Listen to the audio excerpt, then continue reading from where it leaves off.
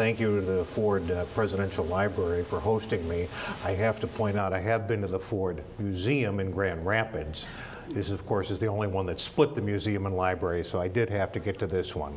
And I'm delighted to be here, particularly to talk a little bit about the incumbent president and have dinner with Elaine and some of the other people from the library.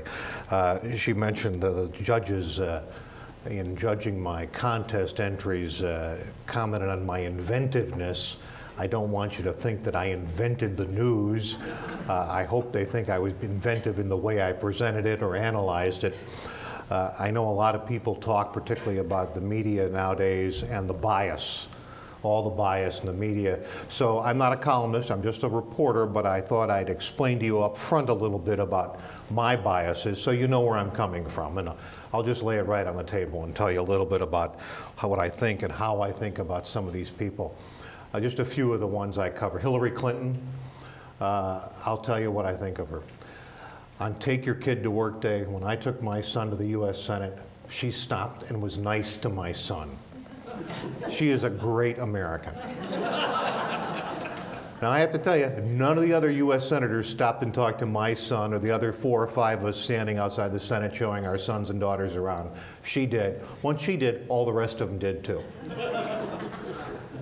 Joe Biden, when he was running for president, you might remember he ran too.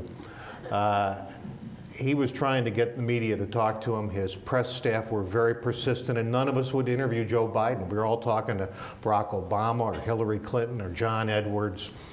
So finally, his press secretary was a nice young woman. I said, all right, I'll interview Joe, and waited for him at the end of some event in Iowa one day in the summer of '07. And Biden came over and put me in a headlock. He's very tall, much taller than me. And he put me in a headlock and said, I'm not going to talk to you. And I said, okay, I'll put that down. I'm biased. That's a big negative. Well, last summer he had a party for the White House press corps at the vice president's mansion. He was nice to one of my other sons. He spent 5-10 minutes talking to my son, my then 11-year-old son. Okay, big positive. I'm biased. Finally, the big man, Barack Obama. Now, the biggest thing about Barack Obama is he's a White Sox fan. As you heard in the introduction, I'm a White Sox fan. This guy's got a lot going for him. I'm not saying it filters into my way I cover the presidency, but that's a big factor. Now let's pause for a moment. You're probably a lot of you Detroit Tigers fans. You may have noticed the White Sox suck. Well, I think the commander-in-chief has to bear a little responsibility for that. So I take that into thinking when I'm covering him. I hold him accountable for the White Sox. I'll talk a little bit about, first about my relationship, particularly with the president at press conferences, the most public way we interact with him. I've had some interesting interactions with the incumbent president that started with him apologizing to me. The next time, a couple times later, it had me apologizing to him. Then it had me apologizing to a big city. And finally, it had to do with me just getting a question and getting an answer. The first one was back when he was just the president-elect, and he was announcing his transition team in Washington. And one day we showed up for the press conference in a room much like this in a hotel, and there were assigned seats, and they were labeled. One side of the room were Cubs, the Chicago Cubs, they had the label, and the other side was White Sox, and everyone was assigned a seat, and I was in the Cubs section. Well, I wrote a pool report to the rest of my colleagues in the White House press corps, because I got there early, about how offended I was as a White Sox fan to be seated in a Cubs seat. Well, the Chicago papers had a lot of fun with that. The Chicago TV stations wrote stories about it. The next day, the president-elect had a press conference to announce, I think it was his budget team, and he called on me at the press conference, and he said, but before I ask Steve a question, I want to apologize to him. And he explained to the viewers and the rest of the press corps about this Cubs-White Sox thing, and he said, and I quote, "This is a part of the new way of doing business here. When we make mistakes, we admit them." So he got off to a good start that way. The second time, though, spin forward a couple press conferences later, we're in the East Room in the White House. My seat that time happened to be in the front row. They rotate the assigned seats for that. No Cubs or White Sox at the White House. And healthcare was being debated in Congress, and I had a good couple questions I wanted to ask him. I heard him call Steve, and the person from the staff with the microphone was right there, so I grabbed the microphone, I stood up, and I asked him what I thought was a good, tough question on healthcare. I asked him a follow-up question, and I didn't get my first hint that something was wrong until he said, well, as you know, I'm going to be in your hometown tomorrow. Well, my hometown's Chicago. He was talking about the Cleveland Clinic, and I thought, there's something wrong here. A minute later, another Steve stood up and said, I'm from the Cleveland Plain Dealer, and he took my question. Well, the president said, he just stood up, huh? Well, that's not fair. And he looked at me and said, shame on you. Well, I'm a little hard of hearing. I didn't hear him call on Steve Koff of the Cleveland Plain Dealer. I heard him call on Steve. I grabbed the question. So after that press conference, I had to go over to the West Wing and apologize to everyone on the staff, send the apology up the ladder. I told Robert Gibbs, the press secretary, I said, if your new health care plan covered hearing aids, we wouldn't have this problem. I would have heard the dang question. Unfortunately, I compounded the error. A lot of the papers there that night wanted to write little items on that. And one young woman from the Washington Post asked me about it, and I said, I don't know what's more embarrassing, being identified as a knucklehead on national TV or being identified in a little label as being from Cleveland. Well, now the Cleveland papers had to weigh in on that. This was a big story. Cleveland radio, talk radio, TV all did stories on what a jerk I was for offending Cleveland, so I had to apologize to Cleveland. Well, finally, spin forward a couple more press conferences. Last year during the big oil spill in the Gulf, the president was under a lot of fire. And he came into the East Room for a press conference, and I, like all of us, had questions ready, and he called on Steve Thomma. Well, this time, I wasn't going to take any chances. I turned to the woman sitting next to me, April Ryan. I said, did he really call on me? And she laughed. She knew what had happened before. And I turned to Ann Compton of ABC. I said, did he really? He's, meanwhile, waiting for me to stand up and ask my question. I'm asking everyone around me, did he really call on me? Well, I finally got my question in. I asked him what I thought was a pretty good question, a tough question. I got a good answer about whether he'd handle this well in his administration. And in the end, the Village Voice newspaper wrote a nice review of everyone who'd asked questions that day, and I liked theirs. They said, quote, McClatchy gets the first good resignation towards guilt from Obama in the room. Score for him. They also concluded at the end, they said, the balzo of McClatchy shouldn't be underestimated.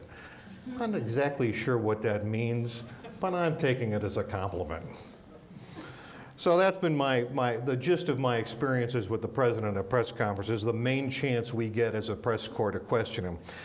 I'm going to talk a little bit about both how the White House works to get that message out, the message machine, I call it, of the White House, and then I'm going to talk a little bit about how he does in particular, his skills and how good he's doing at getting his message out. That press conference is just the tip of the iceberg, a vast operation at the White House. It's been growing ever since Richard Nixon was president. I don't know if you remember this, but there used to be a swimming pool on that site. Started by Franklin Roosevelt, used through John F. Kennedy. Nixon floored it over. He didn't want to use it. He used it to put the press. That's been the press briefing room ever since. Nixon also was the one, however, who started the new modern White House communications office. Not just a press secretary who'd answer questions, but a strategy. People who would start to think about a proactive way to get the president's message out. Now what we've got is Barack Obama melding what started under Nixon and FDR as a press operation. It morphed into a new video operation, all kinds of people. They use this to navigate this changing media landscape, to try to cut through the clutter of all 100 TV stations and internet and online and newspapers to get their message out. It's very interesting. Bill Daley, the new White House Chief of Staff, is reading a book he recommended to me and a colleague called The Shallows, What the Internet is Doing to Our Brains. And he used it to illustrate in a conversation that people think differently now based on the internet, and that's the way the White House thinks they have to acknowledge as they try to cut through this to get their message out to voters and people in the country. The Obama operation today has 69 people directly involved in communications. That is a 32% increase from the George W. Bush White House. It is a 46% increase from the Bill Clinton White House. That doesn't even count the communications and press people at the National Security Council, in the Vice President's office, or in all the cabinet departments that are political appointees picked by the President and his team. Every week they get on the phone and they confer about how to get the uniform message out. From that, what do? How do they do it? Well, the big thing right now they do is they tweet. That's what I was looking at my BlackBerry while I was waiting outside. I had 10 new tweets in the last hour from the White House. I don't read them all. They're a little short, as you know, tweets. All this really started last year during that oil spill, that Gulf of Mexico oil spill. That's when they really started to accelerate this strategy in the Obama White House. They were very scared of the storyline that was developing. I don't know if you remember in the first few days of that oil spill, the narrative was taking hold that the president wasn't in command, that he wasn't running the operation, he wasn't aggressive enough, he wasn't pushing British Petroleum, or BP rather, to clean this up and get going. And the very first Twitter message from Robert Gibbs came via Twitter. Now, as you know, Twitter and tweets have like a 24 or 26 character limit. Now, you guys are all younger than I am. You probably know that better than I do. But that doesn't stop them. One of the very first ones from the White House, it was 24 characters, but it had a little link in it to an 11,000 word report with 73 mentions of how good the president was doing. So you just had to click on that little tweet and then open that up and you were flooded with information. It said, that very first one, a busy day here, but the president has not taken his eyes off the BP spill. And then attached to it, you could link to White House photos of Barack Obama meeting with top aides in the Situation Room, giving orders, commands, getting briefings. As of today, Jay Carney, the new White House press secretary, has 238,000 followers to his Twitter account. They're getting direct feeds from him every day. That's up 4-fold from a year ago. The White House generally has 2.4 million followers. That's up from 1.8 million just a year ago. The Twitter and tweets are just part of it, but a growing part. And as the White House staff point out, this didn't even exist when he ran for president. All that part of it is new to their social media strategy. Then there's email. I mean, you know, that old dinosaur of email. After the jobs bill speech he gave about 10 days ago to a joint session of Congress, my inbox had 56 emails from the White House. Used to be, 10, 20 years ago, ancient history, a reporter would actually have to call people to get reaction to a president's speech, call senators, congressmen, whatever. Don't have to. The White House did it for us. They gave us a reaction, all favorable, from every senator they had, every governor that had a favorable reaction, every member of the House, every labor union, every think tank that had a favorable reaction was in my inbox immediately by email from the White House. Reporter didn't want it, didn't have to do any work. It was all there, packaged, ready for us to use. They use videos. Boy, do they use videos. The White House increasingly, this White House, bans the cameras, the network cameras from a lot of events. They never let the cameras into the backstage when things are happening. Increasingly, they ban them from Oval Office events, even bill signings. You remember, of course, that when the president took office and they flubbed the line, the Chief Justice got the line, so they decided to reenact the swearing in just to be safe. They didn't let any journalists in the room. They videoed and photographed that themselves. In the case of the oil spill, when the president, when he made his first trip down there, he took a White House video team along with the networks.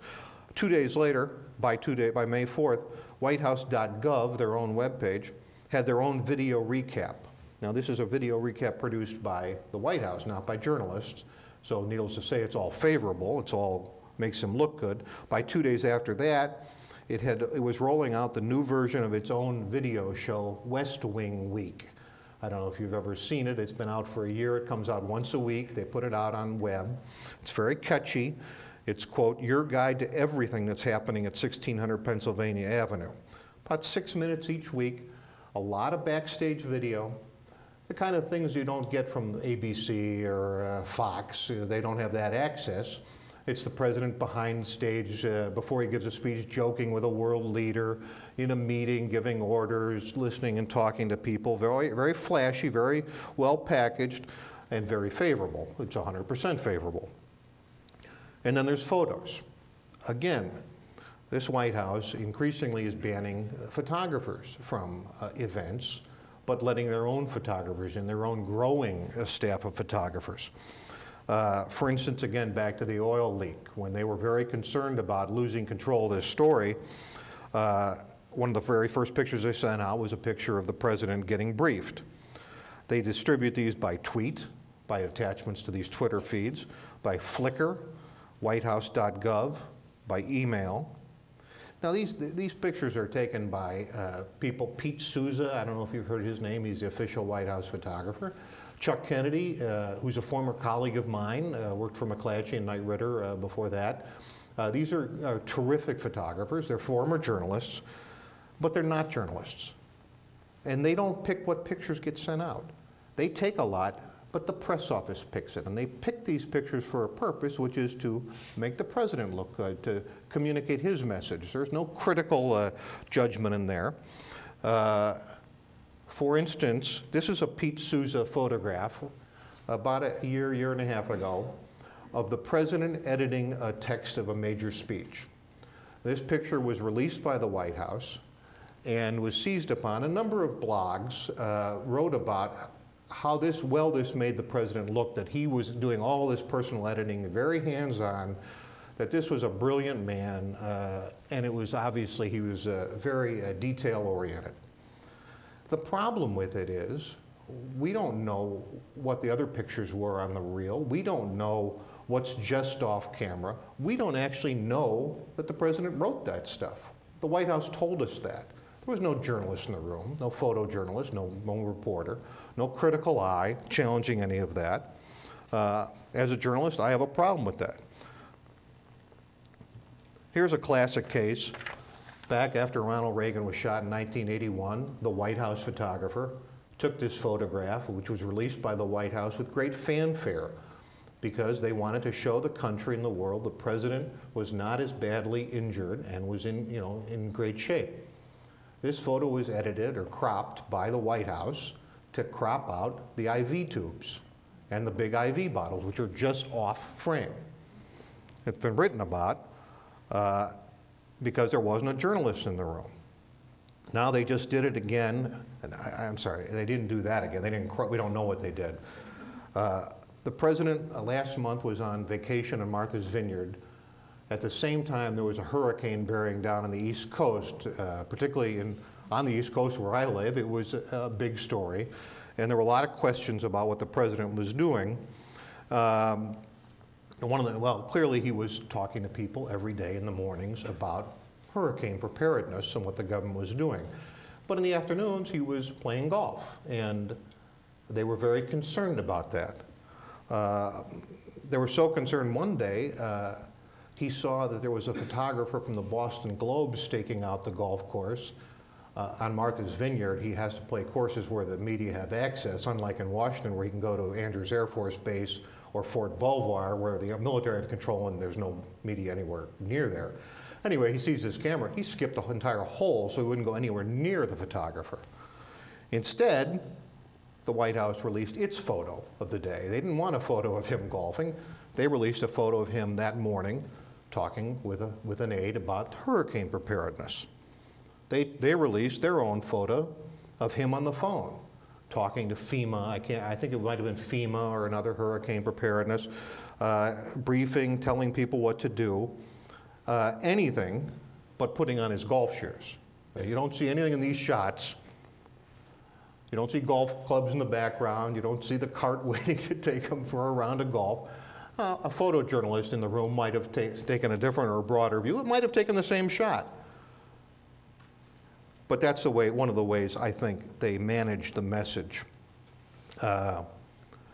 In all of this, the president, of course, is the leading man. I mean, whatever else they do with Twitter, with aides, with press briefings, social media, Facebook, ultimately, the main thing they have is Barack Obama, the president. But even his role is changing a lot lately. The first thing he does, he's taking many fewer questions from the press in press conferences than his predecessors. Martha Joint Kumar is the expert on tracking the president's relationship with the news media. She's a professor at Towson State University. She's written a book, an excellent book called Managing the President's Message. She works in the briefing room with us and goes to every briefing and charts the number of questions the press secretary asks, the president asks, is asked. She's just an excellent source. As of April, Barack Obama has taken questions from the press and public a total of 130 times. Now, at the very exact comparable point, that's less than half what George W. Bush had done. He had taken questions 301 times. Now, this is formal press conferences, plus the short sessions, like in the Oval Office, where they'll take questions, 2 or 3 or 4 questions from the press pool. But they're in public, in front of other reporters.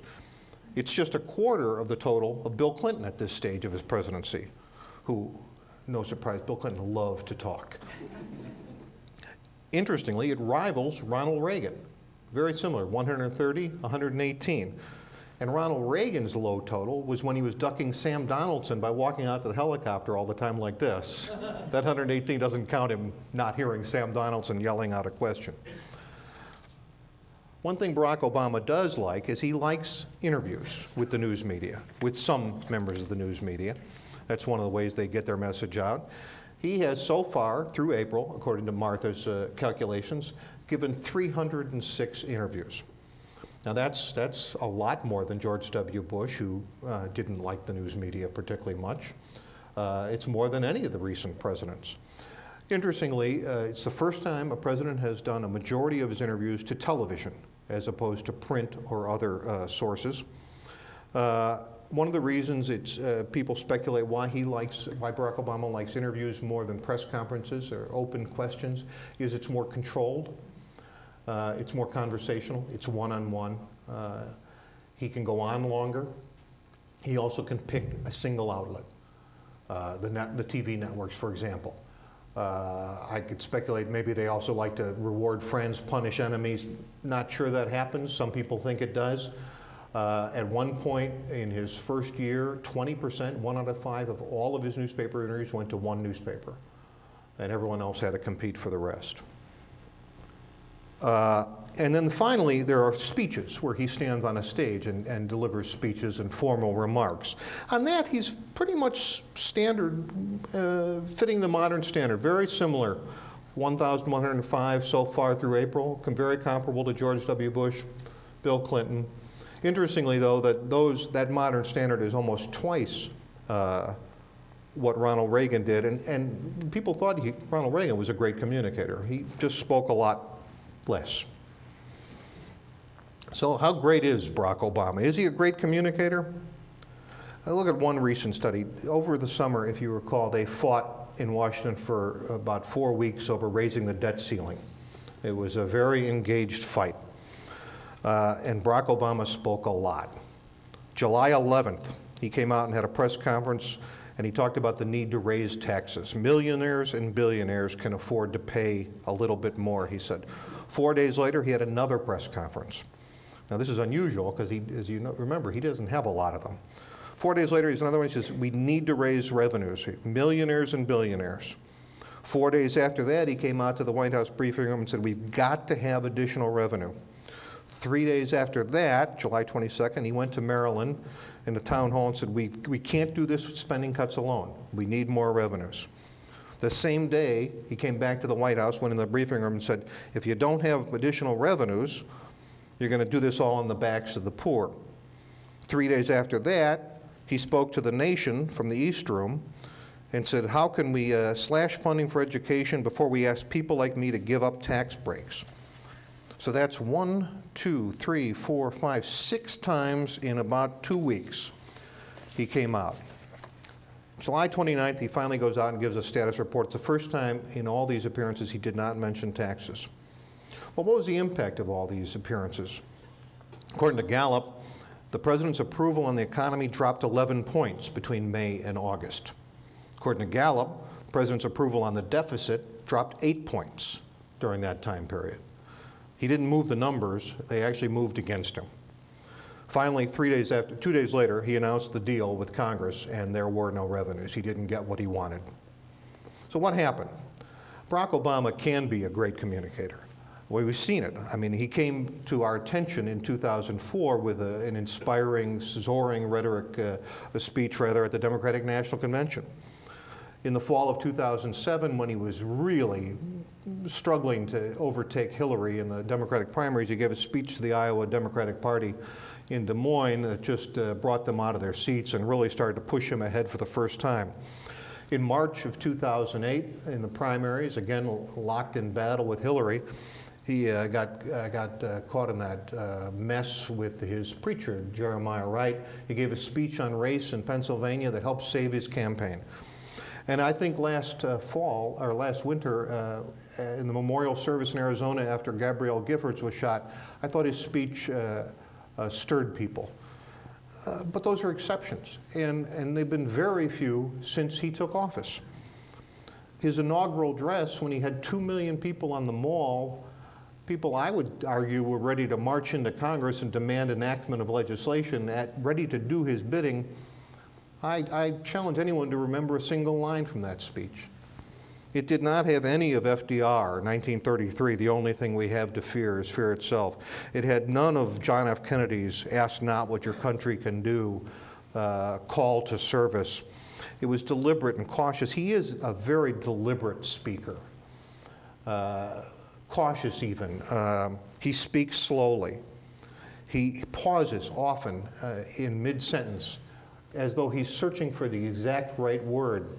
And the result, interesting, is, because I have to write stories on what he says, is when you read it, you read the text afterward, the transcription, to the eye, he speaks in sentences.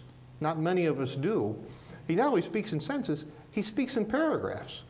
If you read it afterward, they're just perfectly constructed. But to the ear, it can be slow, halting, almost a monotone. Dan Pfeiffer, his communications director, told me, at his very core, the president is a writer. He speaks like a writer, which is why when you read the transcripts, he said, it reads in complete paragraphs. He takes his words very seriously and is very thoughtful. He denied that it had any ill effect on his speaking ability. Dan thinks he's a terrific speaker, but he did concede it's born of thoughtfulness, not trepidation.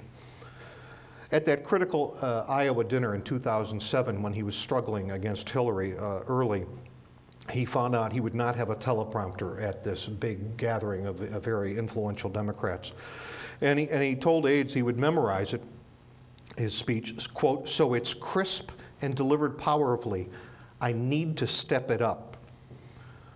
A few weeks later, or I'm sorry, back into the primaries, he was heading to the Texas primary and he was starting to get a little confident. And David Plouffe, his campaign strategist, later wrote, Obama, quote, wanted the race to be over more than he wanted to win it. And it showed in his day-to-day performance. Barack Obama is not immune to mistakes either. A lot of us enjoyed a few laughs over the years at George W. Bush's adventures with the English language. And it was President Bush who himself once said, my mouth is where words go to die. He had a lot of fun with that. Barack Obama is not George W. Bush, don't get me wrong, but when he's off script, when he's off the teleprompter, or when he's tired, he can make mistakes. He made fun of the Special Olympics once on Jay Leno. He lived to regret that. There's the infamous one during his campaign when he was caught on tape, a tape he didn't know was running, telling donors that rural whites without jobs, quote, get bitter, cling to guns or religion, or antipathy to people who aren't like them. Later on in the White House at a press conference, incidentally, the White House press conference where he accidentally kind of called on me and had to say shame on me for standing up. The last question of that press conference was about an altercation in Boston between a white policeman and a black professor, and the president's reaction was that the police acted stupidly, a comment he later had to say he regretted and had to spend a couple days fixing the damage. Barack Obama is overexposed by almost any definition. He speaks too much. They don't think so at the White House. They think that they have to use him to cut through this cluttered media landscape that so many of us get our information from so many sources, whether it's Jon Stewart on the Comedy Channel, or it's a newspaper, or it's Twitter, that you need to put the president in each one of those, or people aren't going to get his side of the story. But the result is he has reduced impact. You know, they all want to be FDR, all these presidents. If they don't want to be Ronald Reagan, they think this is the model of the presidential communicator. And they think the model is the fireside chats. Franklin D. Roosevelt talking to the country stopping to listen to what the president said. But the fact is, FDR didn't actually talk that much.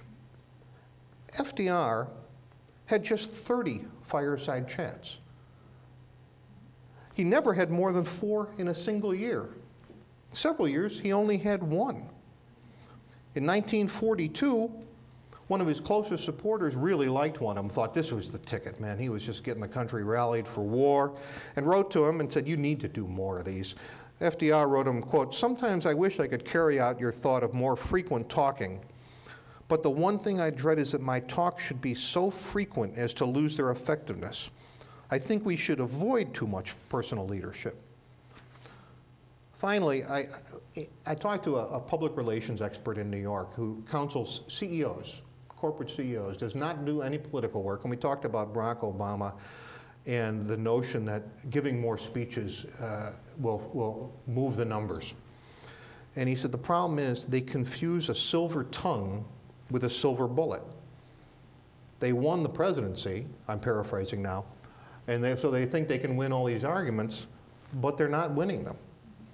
Just this last week, since he gave the joint session of Congress speech on the jobs bill, he's gone out on the road.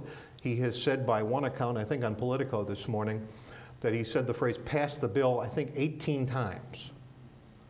Now, our McClatchy reporter, colleague of mine, wrote yesterday, he also has been telling people, call Congress. You know, you need putting the pressure on, and Congress told us their calls have not gone up by 1. It's just not getting through.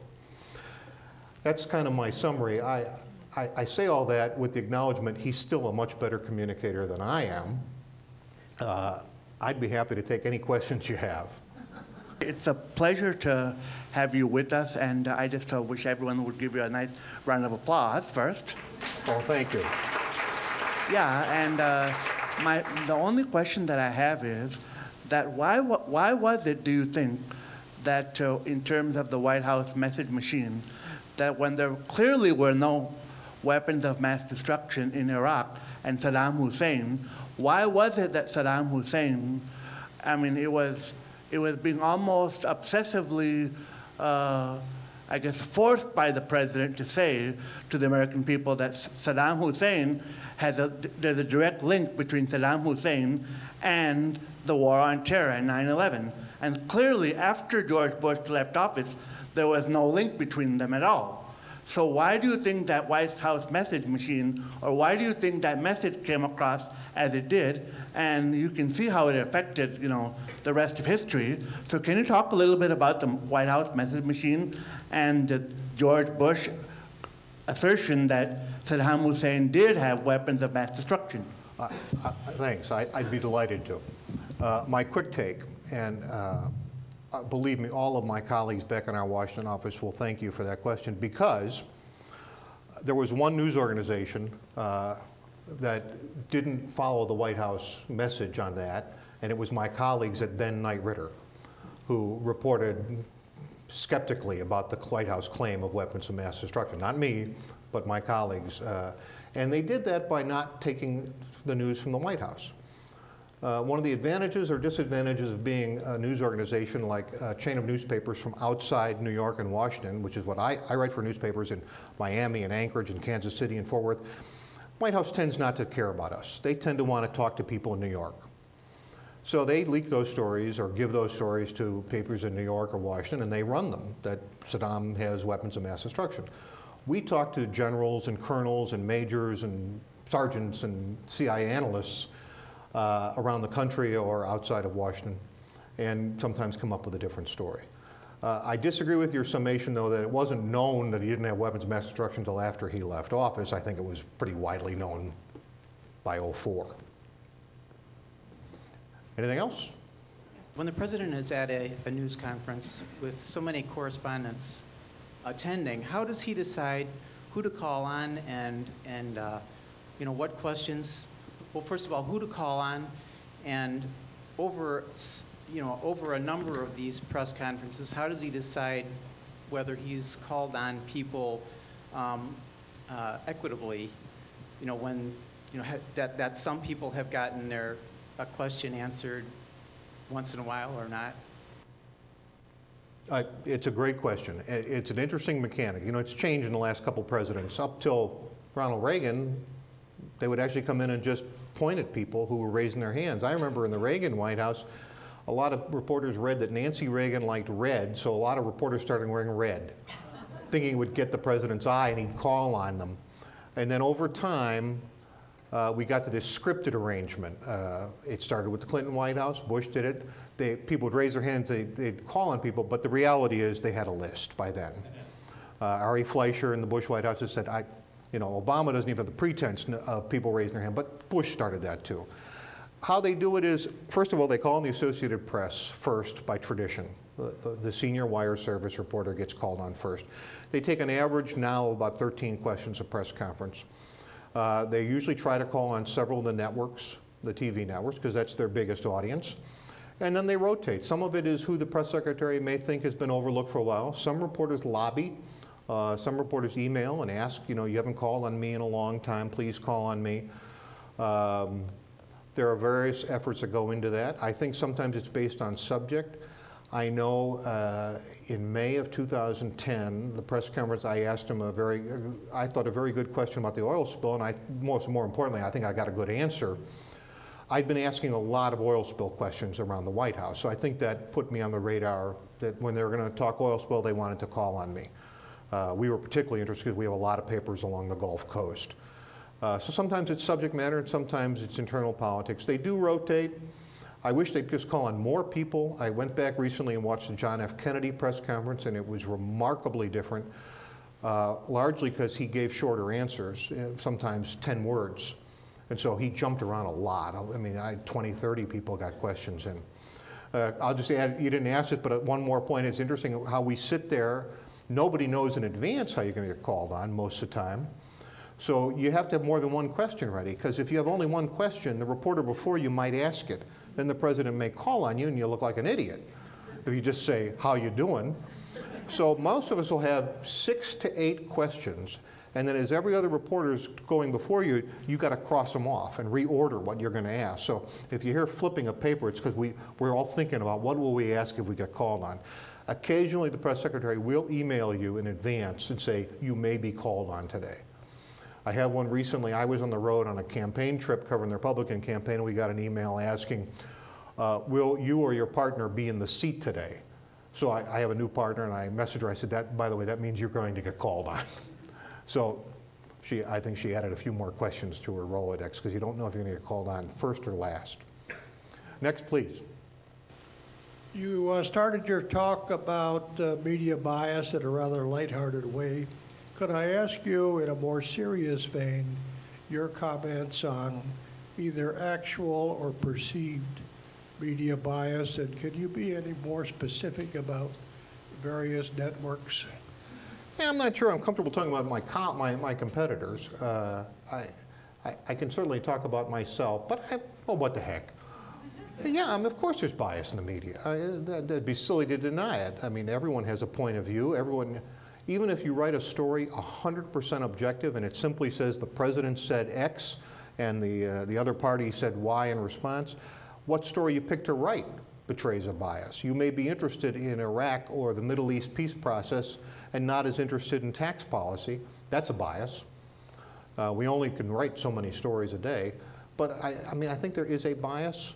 I think most journalists, and I think the standard still, the objective, the goal of most journalism news organizations I know is still to try to be fair. I hope that as long as we try to be fair and open-minded, we'll end up closer to that than anything else. I find a new model growing up, particularly on cable TV, where the goal is not The goal is to say, I am for one point of view or I am for this other point of view, and all of our reporting will flow from that. That's not the standard I was raised with, and I hope most of us don't do that. Is that at all helpful? I'm not going to talk about individual networks. I understand. Have you written your book yet? No, and even my wife wouldn't read it. Yes, please. I was impressed with the early comments about the deluge of information and tweets and that you get. What strategies do you use to filter through all that? Do you just ignore it all, or how do you handle that kind of a It's a terrific flood? question. You cannot read it all. I mean, the amount I just get from the White House, which doesn't count what I get from Congress, and I want to know what the Speaker of the House says, because he's commenting on presidential. First of all, I pay attention to the principles. The President, the Speaker of the House, the Majority Leader, the Vice President. Everyone below that is a secondary tier. They'd have to do a cabinet member. It's hard for them to rise to the level of our attention. On the emails, I ignore a lot of them. I just can't read them all. I try to read from interest groups, occasionally, think tanks, trade associations. They got to get it all in the headline of the email, the slug line, or if I can't, I just don't have time to open them. It's their challenge to get it onto our radar screen. When I took my one journalism class many, many years ago in Chicago, we had a reporter from the Chicago Daily News come, and his advice was never be afraid to talk to kooks, because you never know where that they may be right once in a while. And I've tried to keep that in mind, but with email, I'm getting 500 of them a day. So it's a challenge. And I go to the White House briefing every day when I'm in Washington. I have a partner, so when I'm here, she's doing it, or I'm doing a lot of the Republican campaign stuff now, and we're having to work that schedule. But I listen to what the press secretary says every day. I have two short questions. The first is, as a historian, I'm a historian, and I am appalled at the amount of photoshopping that's being done to photos. And it worries me about the accuracy of history in terms of looking back at events and people and what they did. I'm wondering if there's anything that you in the media can do about it, or say it, or make more people aware that these photos are not necessarily accurate all the time. And then secondly, I wonder if you could mention any lessons or ripples that went through the press corps after the Helen Thomma situation. On the first, I'm not sure, particularly at the White House, if there's anything we can do. We pressure them constantly to get journalists in the room. And I'm not talking about in the National Security Council where they're planning to say, to kill bin Laden. We understand we're not going to be allowed in that. But bill signings in the Oval Office, I mean, they're not allowing, and I would prefer it if a newspaper person's in there too, but no photographers. And every president's liked photographers. They're shutting more and more of them out. And I'm part of the White House Correspondents Association. We meet regularly with the press secretary. And we lobby and pressure and cajole, try to put public pressure. This talk tonight is a little part of that public pressure on the White House. I hope the candidates running for president are asked to commit to this kind of transparency in the future. And put them on the record now, whether it's Barack Obama in a second term, or it's Rick Perry or Mitt Romney or Michelle Bachmann. I'd like them all on the record right now. I don't worry so much about photoshopping. There's a little personal trust. I think, as I said, Pete Souza, Chuck Kennedy, these are people I know, a lot of us know as former journalists. I think they're reputable people, but it's the cropping. I don't consider that the same. I don't think they're changing the content within the photo. And I like the Reagan picture without all the things. That's photoshopping. Well, they cropped it. Yeah, they cropped out stuff. We don't know what else is in that picture, and a photojournalist would have a more critical eye. In terms of Helen Thomma, I think the general reaction in the press corps was it was a sad thing. She had increasingly, when she had become a columnist several years before this comment on the White House driveway about Israel, and was increasingly giving her opinions, which is what columnists do. And there are columnists in the press briefing room, right and left. I mean, that exists, but most of the people in the briefing room are, as I say, they hold to this standard, the goal of fair, objective reporting. They're not columnists. Yes, please.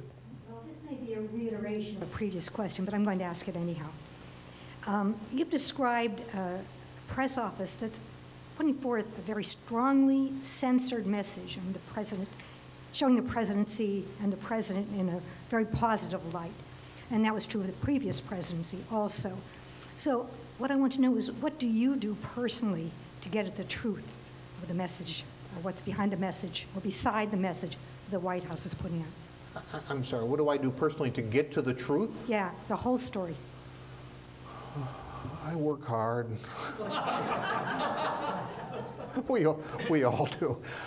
I think there are concentric circles around a presidency. There's the tight inner circle of senior advisors who aren't necessarily not telling us the truth, but they're certainly not telling us the whole truth.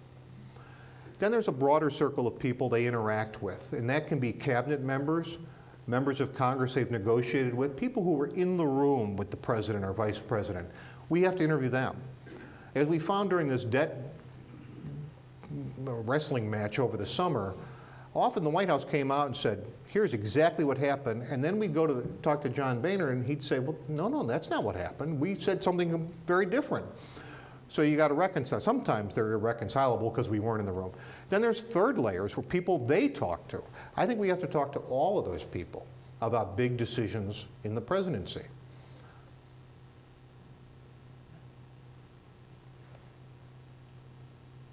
Could you comment on the, I guess, the changing economics for news organizations covering the president, covering campaigns?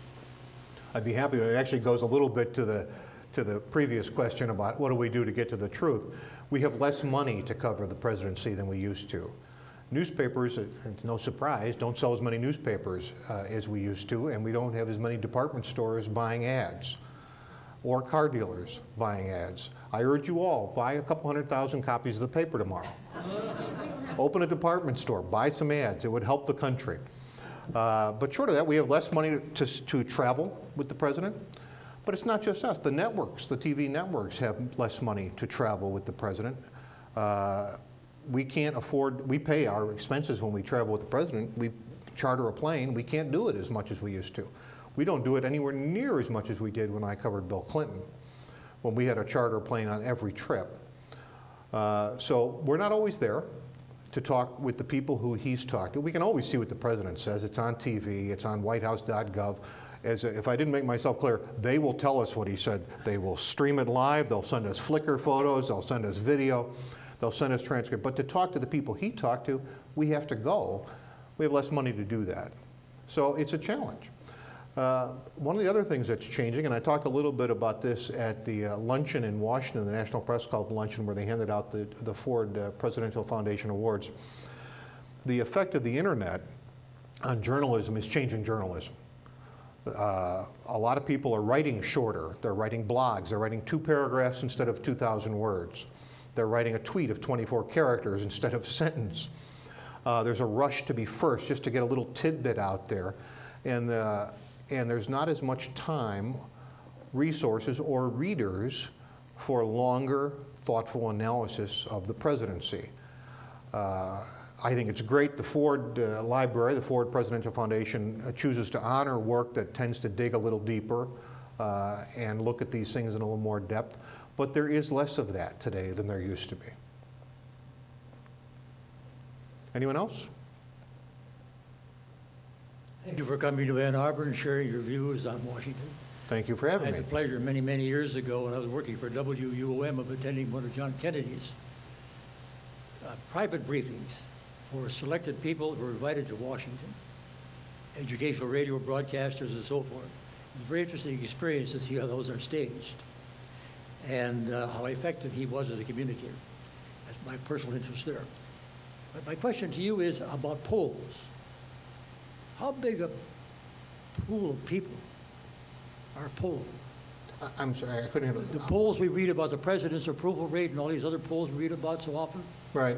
how many people are in the body that are being polled? How many people are polled in a sample? Are there 100,000? How is that done? Can you give us kind of a background on that polling process today? Sure. Yeah, we poll, McClatchy polls with Marist College. We have both national polls and polling of states. We've polled for years with other pollsters. The standard sample size for a national poll is 600 to 800 people, and that gives you a margin of error of about 3%. Interestingly, if you add another 200, 500, the margin of error doesn't shrink that much. And it's just a statistical fact, one I can't understand, but I accept, that if you call random digit dialing around the country, 800 people, you're going to get a sample that 95% of the time is going to be right within 3 percentage points. But about 800 people on a national poll. Larger if you need a large subsample, like if you want Hispanics, you're going to have to poll a lot more people. We find it's costing more money because we have to call cell phones. Good polls call cell phones, which you cannot do by computer. When I say random digit dialing, a polling operation has a computer that dials the phones for it. It's programmed in. We need calls from the west, south, the northeast, the Midwest, different area codes, but by law they can only dial hard lines.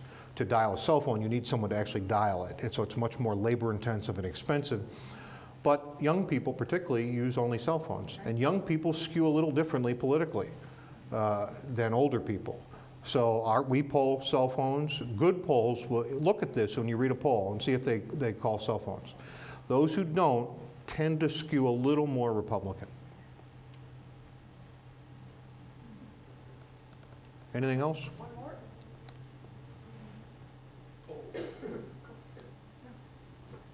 What's your average day like? Asked what my average day was like, and will the Tigers win the World Series? He didn't ask about the Tigers, but as an American League Central fan, I'm ready to concede the White Sox are not going to win. The Tigers are going to win the division. They are going to win the American League. Verlander's the greatest pitcher this year. They're closing great. My average day, after checking the White Sox loss to the Tigers 4 in a row this week, there is no average day because I travel a lot. But the elements of my day include I check online in the morning.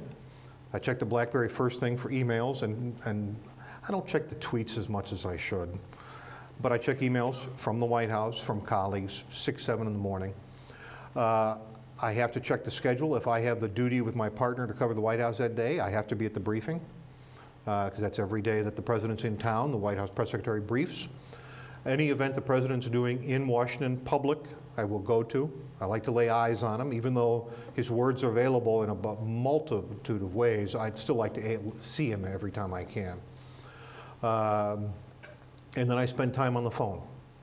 Even if you're at the White House, you can't talk to anybody except the press staff. You can't talk to anyone on the National Security Council staff or the Office of Management and Budget. You just can't walk around, so you have to actually call them. You're sitting there, but you have to call them. Or email them. Increasingly, they like to email. So then you're trying to get people to tell you more about what the president's doing, either to explain it from the White House perspective, find out what the political prospects. So we're calling Congress. Then we're calling analysts to analyze it and find out if it's true. Will it work? Is that a smart idea? That's the average day in Washington. I travel a lot. I'm doing the campaign. So right now, the Republican campaign is really going. So I spend some of my time on logistics. I spent an hour in my hotel room today making hotel plans for the Iowa caucuses in January, working on charter plane plans with the White House Correspondents Association, and planning my trip to Orlando next week for a Republican debate. It's labor intensive. There's a lot of logistics. Partly because the candidates won't tell you a week in advance where they're going to be. They won't tell you often. There's a new thing. They won't tell you 8, 10 hours sometimes. I think some of this is a new phenomenon. They're all afraid of the other party finding out where they're going to be and sending videographers to catch them saying stupid things. They also don't want the rest of us catching them saying anything. So you call and say, is the candidate going to be in South Carolina next week? They said, well, we have nothing for you on that. Well, okay, then I have nothing to write about your candidate. I'm going to write about Rick Perry. I mean, that's the consequence of it. That's kind of the elements of the average day. I try to get lunch every day. In fact, I never miss lunch. It's a sad but true fact. Thank you.